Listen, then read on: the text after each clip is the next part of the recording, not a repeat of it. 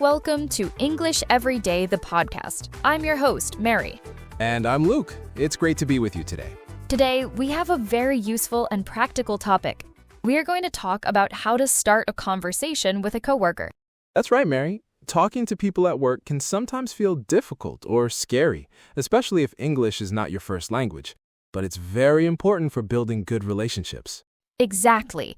It helps you feel more comfortable and happy at your job. So in this episode, we will give you simple tips and phrases you can use right away. Let's get started.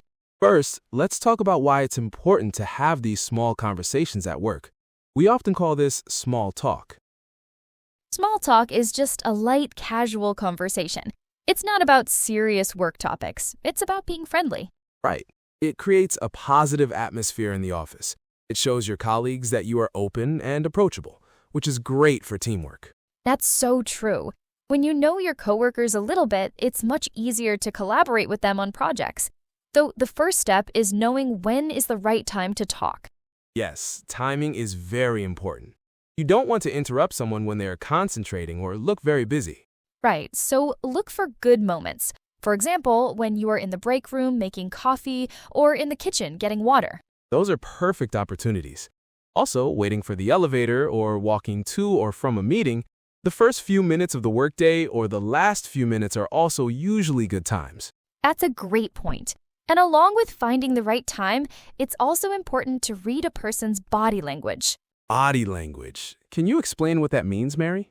Of course. Body language is how people use their bodies to show what they are thinking or feeling without words. For example, if a coworker is smiling and makes eye contact with you, that's a good sign.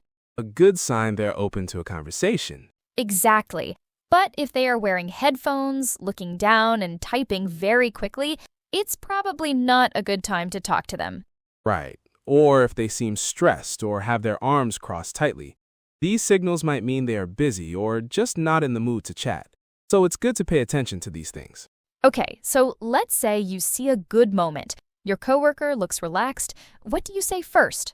The best way to start is with a simple and friendly greeting. Yes, you can say something easy like good morning or hello, or just a casual hi. And if you know their name, it's always nice to use it. For example, good morning, Jane. It makes the greeting more personal. That's a great tip. A warm greeting and a smile can make a difference. After the greeting, you can ask a simple question. We call these conversation starters. They help open the conversation. Right. A very common and safe question is, how's your day going? Or the classic, how are you? Right. Another very easy topic is the weather. Everyone can talk about the weather. You could say something like, it's a beautiful day, isn't it? Yeah, or I can't believe how much it's raining today. These are safe topics that are easy to respond to. You can also ask about their workday. For example, has it been busy for you today? Or on a Friday, you can say, with a smile, is it the weekend yet? That's a good one. It's a friendly joke. You can also comment on something happening at the workplace. If there's new equipment, like a new printer, you could say, oh, I see we have a new printer. That's great. That's a perfect example. It's about a shared experience in the office. Now, what if you see a new coworker you've never met? How do you introduce yourself? A very important situation. What's the best way to do that, Mary?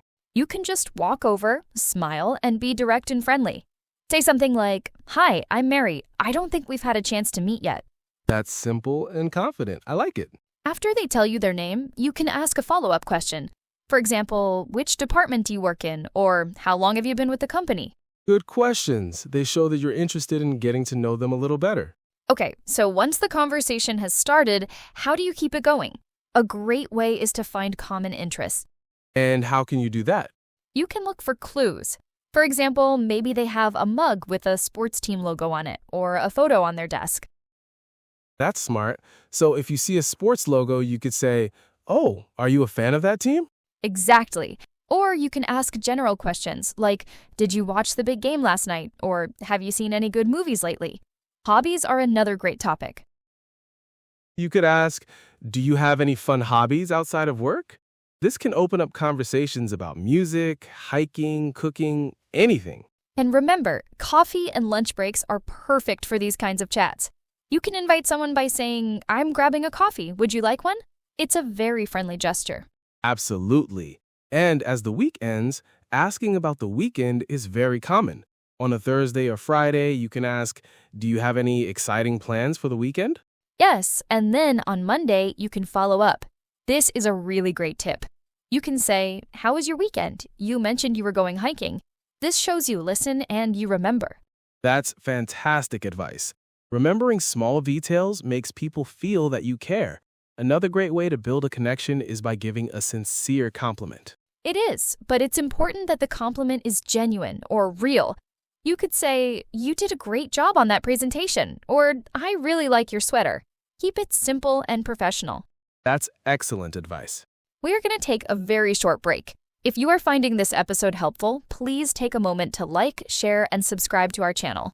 Your support helps us create more content for English learners just like you. Thanks for listening. All right, we're back. Now let's talk about how to keep a conversation balanced. Luke, what do we mean by balanced conversation? A balanced conversation means that both people are talking and listening. It should be a two-way street. You talk for a little bit, and then you let the other person talk. That's a great way to put it. Think of it like a game of tennis. You hit the ball to them by asking a question, they hit it back with an answer. Then they might ask you a question. Exactly. The most important part of this is listening.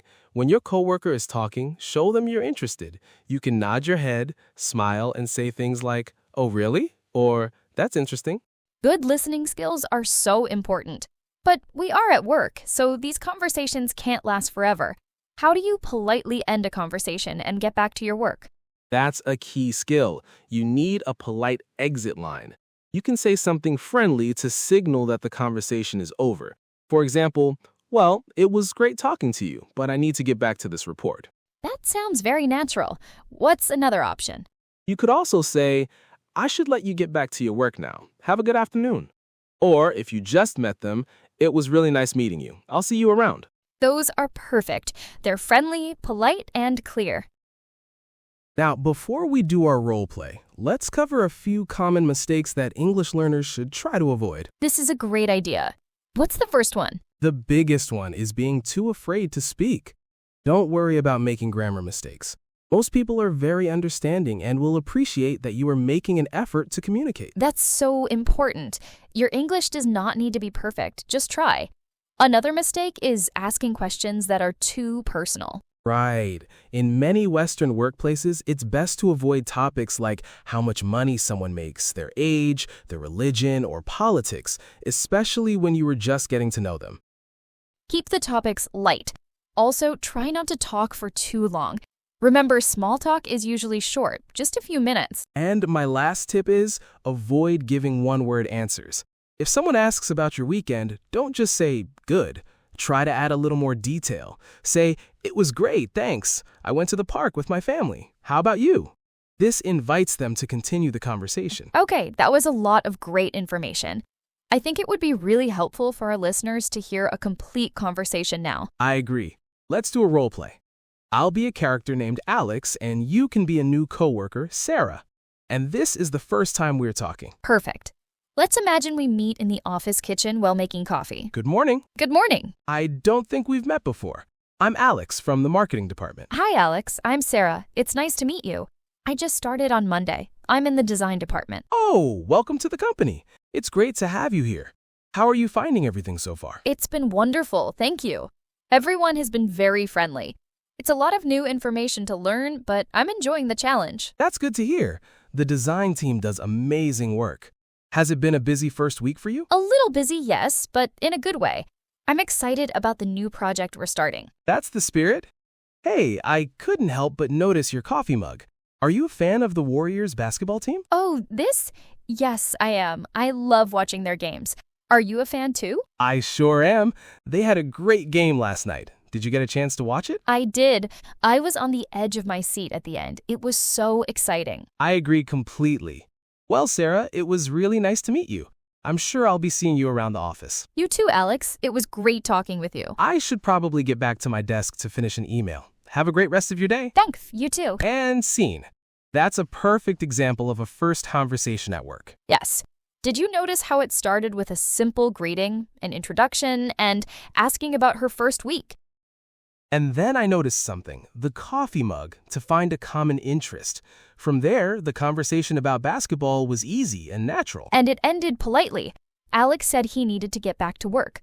The whole thing was probably only 2 or 3 minutes long, which is perfect for small talk. And remember, practice makes perfect. The more you do it, the easier it will become. Don't be discouraged if a conversation feels a little awkward at first. That's completely normal. Now, let's bring up an important topic we should discuss: cultural differences. Small talk can be very different depending on where you are in the world. That's a very important point, Mary. In some cultures, people are very direct and might start talking about business very quickly. In other cultures, like in the United States or the UK, it's more common to have a few minutes of small talk before a meeting. What are some other differences people might notice? Well, in some cultures, it's common to ask about family, while in others, that might be considered too personal for a work setting. For example, in many Latin American cultures, asking about family is a great way to build a warm connection. But in some European cultures, people might prefer to keep their work life and personal life separate. So, what's the best advice for someone working in a new country or with a multicultural team? That's a great question, Luke. The key is to be observant and start with safe, general topics. Watch how your colleagues interact with each other. What do they talk about? Also, topics like work, hobbies, weekend plans, and entertainment are usually safe in most cultures. If you're not sure, it's okay to let your coworker lead the conversation. That's a great reminder, Mary. Well, that's all the time we have for today's episode. We hope you found these tips helpful for starting conversations with your coworkers. Thanks for tuning in. We'll be back next time with another episode of English Every Day. Goodbye for now.